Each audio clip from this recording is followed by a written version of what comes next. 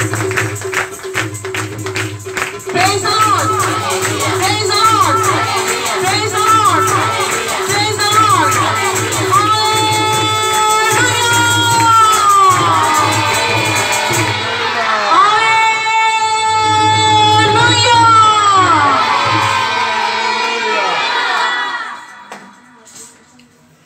के बाबा का नाम है, आप सबको सलाम।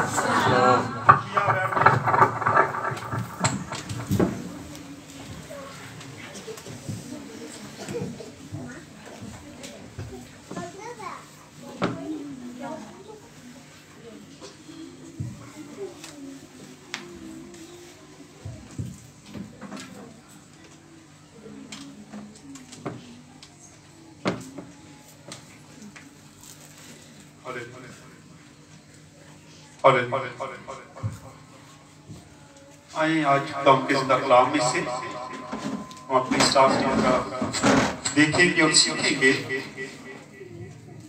मसीह होने के बायस दुख उठाना। पहला पतरस 4 बाब उसकी पहली आयत से लेकर 19 आयत तक पढ़ेंगे। पहला पतरस 4 बाब 12 आयत से लेकर 19 आयत तक पढ़ेंगे। 275 नंबर पेज है, 275 पेज नंबर है। पतरस का फर्क जी। ऐ प्यारो, जो मुसीबत की आग तुम्हारी आजमाइश के लिए तुम में भड़की है, ये समझ कर उससे ताजुब ना करो कि ये एक अनोखी बात हम पर वाक़या हुई है, बल्कि मसीह के दुखों में जू शरीक हो खुशी करो, ताकि उसके जलाल के ज़हूर के वक्त भी नहायत खोशो खुरम हो। अगर मसीह के नाम के सबब से तुम्हें मलामत की जाती है तो तुम मुबारक हो, क्योंकि जलाल का रूह यानी खुदा का रूह तुम पर साया करता है। तुम में से कोई शख्स खूनी या चोर या बदकार या औरों के काम में दस्त अंदाज होकर दुख ना पाए, लेकिन अगर मसीही होने के बाइस कोई शख्स दुख पाए तो शर्माए नहीं, बल्कि उस नाम के सबब से खुदा की तमजीद करे, क्योंकि वो वक्त आ पहुंचा है कि खुदा के घर से अदालत शुरू हो, और जब हम ही से शुरू होगी तो उनका क्या अंजाम होगा जो खुदा की खुशखबरी को नहीं मानते। और जब रास्तबाजी ही मुश्किल से नजात पाएगा तो बेदीन और गुनहगार का क्या ठिकाना। बस जो खुदा की मर्जी के मुताबिक दुख पाते हैं वो नेकी करके अपनी जानों को वफादार खालिक के सपुर्द करें। आमीन। खुदा का पाक कलाम पढ़ा और सुना जाना हम सब के लिए 22 से बढ़कर। आमीन। खुदा का शुक्र हो।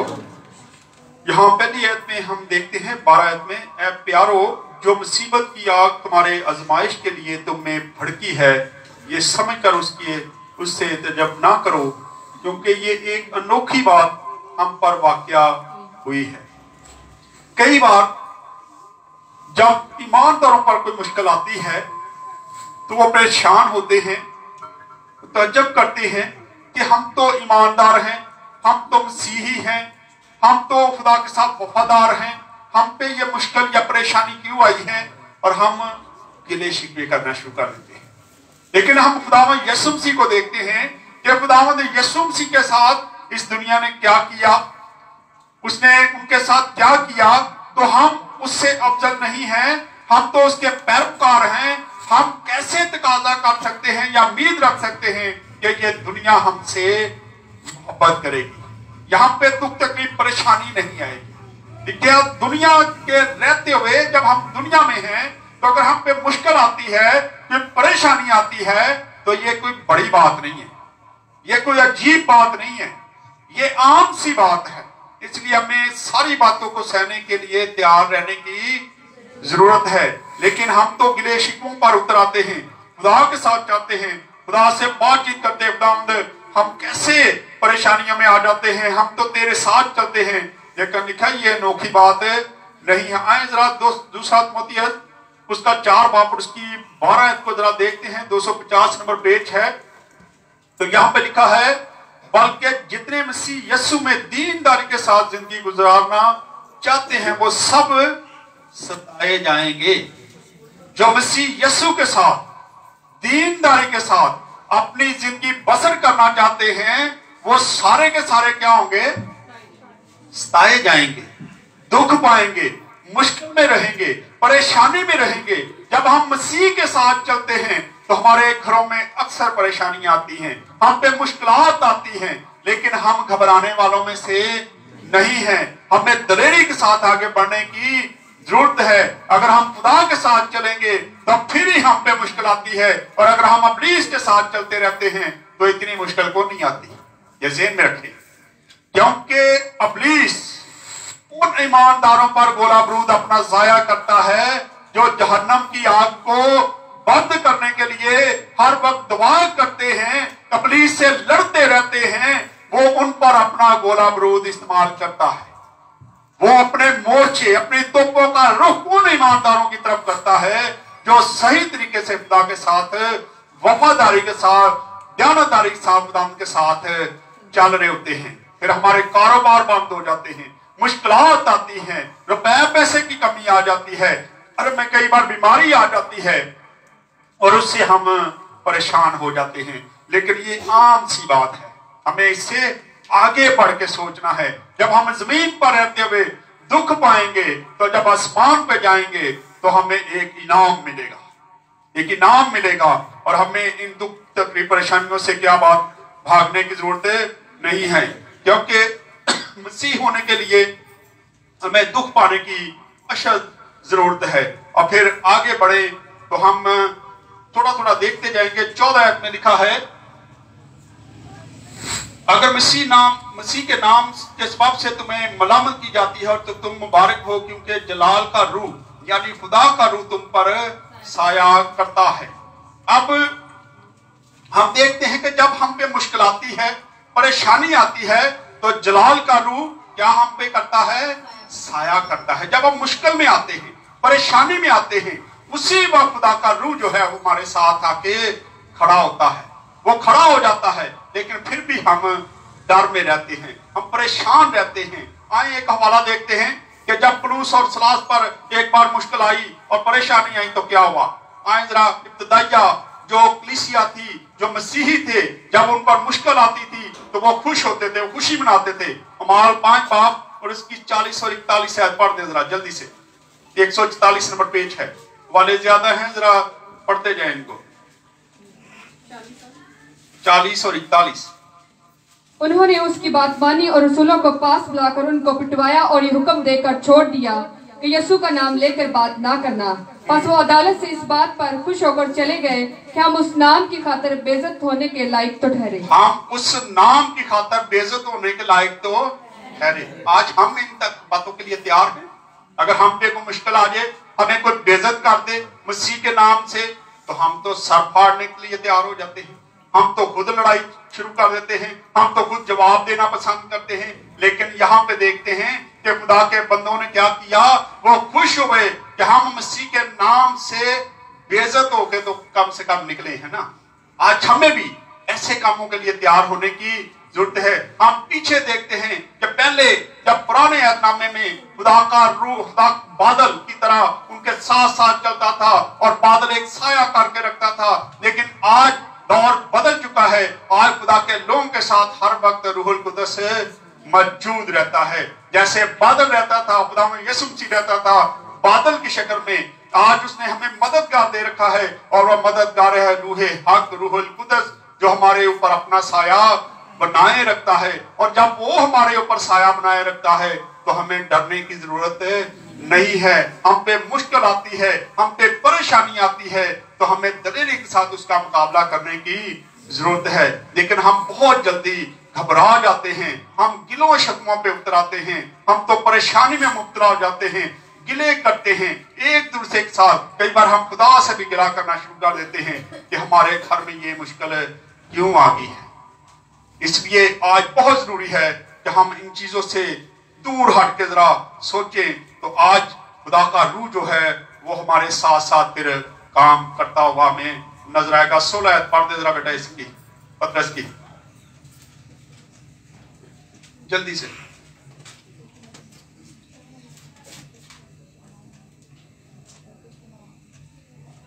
क्योंकि अगर मसीही होने के बायस कोई शख्स दुख पाए तो शर्माए नहीं, बल्कि इस नाम के सबब से खुदा की तमजीद करे।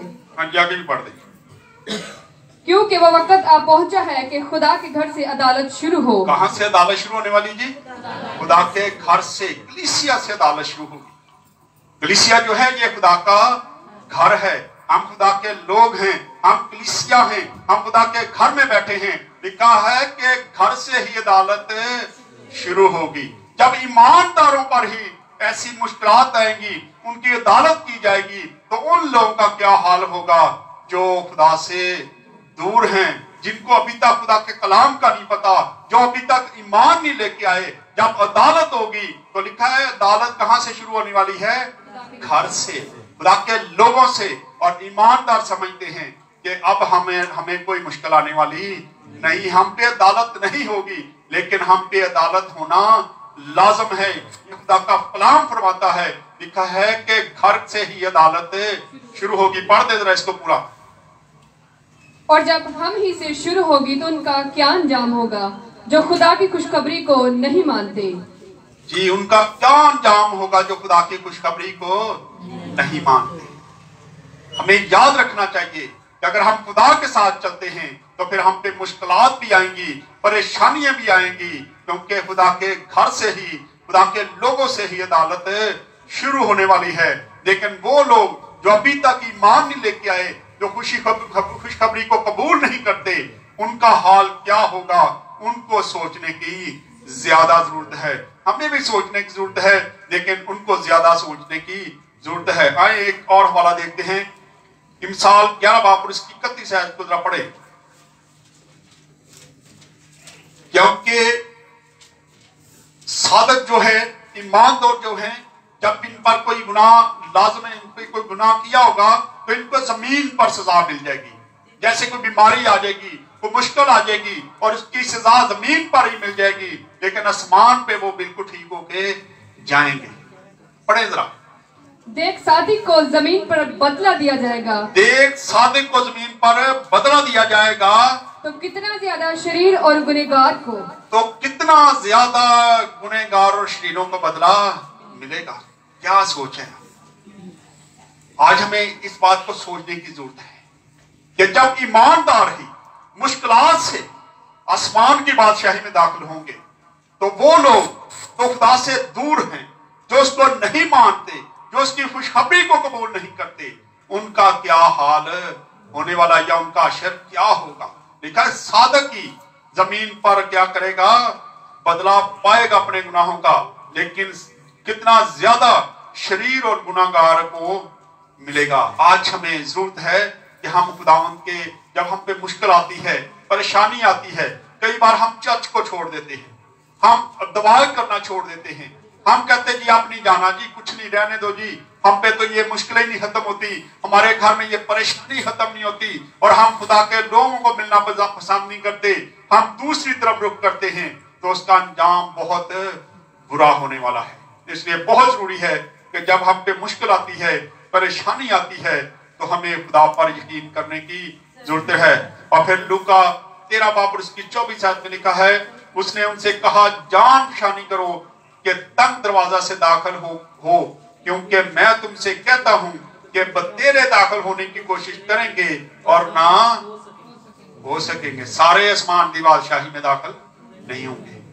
जान पहचानी करो, मेहनत करो, जान लगा दो। जैसे कहते हैं ना दौड़ लगाते हैं, तो कहता पूरी ताकत ना दौड़ी, पूरी मेहनत से भागना ताकि तुम आगे निकल जाओ।